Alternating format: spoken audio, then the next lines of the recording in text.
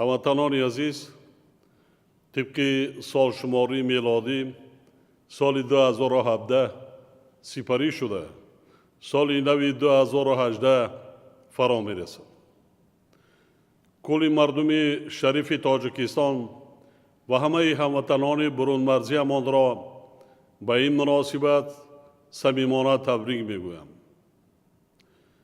дар соле ки фаро расида истодааст, ба хонадони ҳар яки шумо фазои орому осуда, рӯзгори обод ва хушҳоливу хушрӯзӣ орзу менамоям.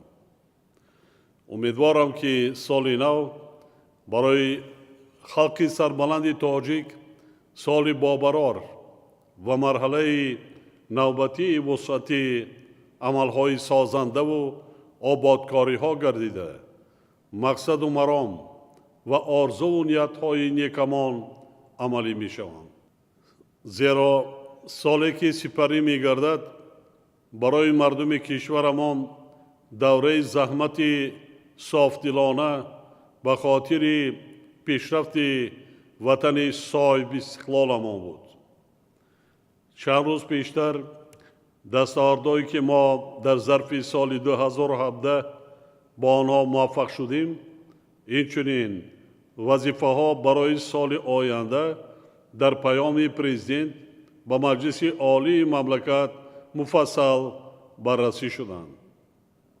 имрӯз ҳамаи мо шукрона мекунем ки бо иродаи қавии мардуми соҳибмаърифату кӯҳанбунёдамон дар сарзамини аҷдодиамон сулҳу оромӣ ва суботи сиёсӣ ҳукмрон аст ва сокинони мамлакат ба хотири ояндаи неки ватан сарҷаму аҳлона заҳмат мекашанд.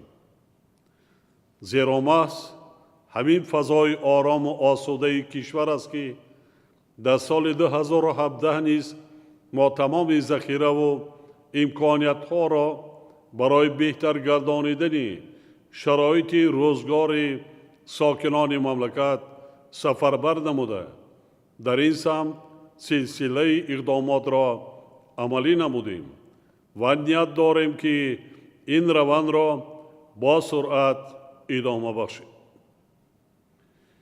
бо дар назардошти нақш ва ҷойгоҳи хосаи ҷавонони кишвар ки сарнавишти ояндаи миллату давлатамон ба уҳдаи онҳо вогузор карда мешавад, соли 2017 соли ҷавонон эълон карда шуд ки ин иқдом боиси боз ҳам афзудани дастовардҳои ҷавонони бонангу номуси мо дар соҳаҳои мухталифи иқтисодиву иҷтимоӣ ва фарҳангиву варзишӣ гардид.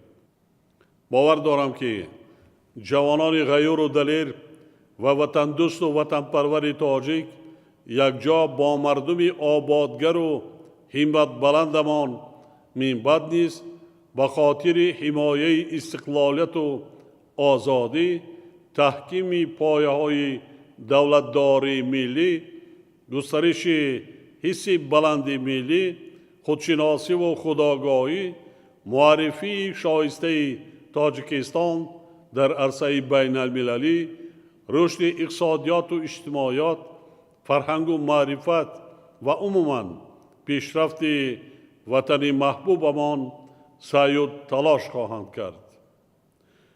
дар иртибот ба ин хотирнишон месозам ки ҳар яки мо бояд дар соли нави мелодӣ бо истифода аз ҳамаи имкониятҳо барои боз ҳам мустаҳкам намудани истиқлолияти давлатӣ, афзун намудани дастовардҳои он, ҳифзи манфиатҳои давлату миллат ва рушди минбаъдаи кишвари азизамон бо эҳсоси баланди ватандӯстӣ кӯшиши бештар ба харҷ диҳем, бо дарки рисолати олии ватандорӣ содиқона заҳмат кашем, тамоми нерӯву имконият ва донишу таҷрибаи худро ба ободонии сарзамини муқаддасамон روانه سازیم.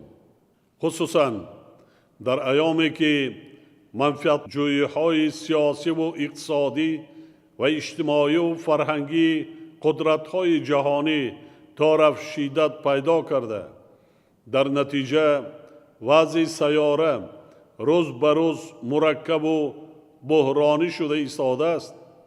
همه ما وظیفه داریم که برای حمایه استقلالیت و آزادی، یعنی نعمت بزرگترین زندگیمان و حفظ منفعت‌های ملی و دولتیمان همیشه آماده باشیم. فرزندانمان را در رویه وطن دوستی، احترام قانونیت و ترتیبات، آموزش علم و دانش، کسب و هنر و آبادانی سرزمین اجدادی تربیت کنیم.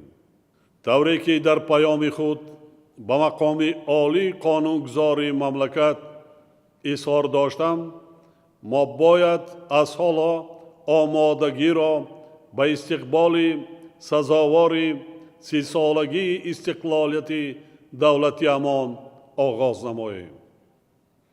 اطمینان دارم که از روزهای اول سال نو کار و فعالیت سازنده و زحمت آبادگرانه مردم شریف تاجیکستان به نام مبارک استقلال وطن سفربر می گردد.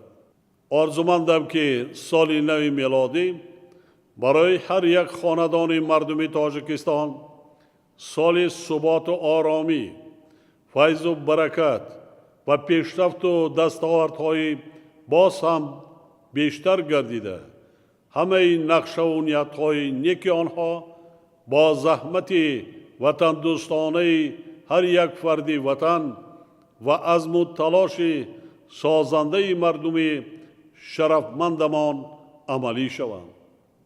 بار دیگر فرارسی سال نو میلادی را برای همه هموطنان عزیز تبریک گفته به خاندان هر یکی شما سلامتی و خوشبختی و به تاجیکستان محبوبمان ثبات و آرامی جاودانه آرزو می نمایم. سال نو میلادی مبارک هموطنان عزیز.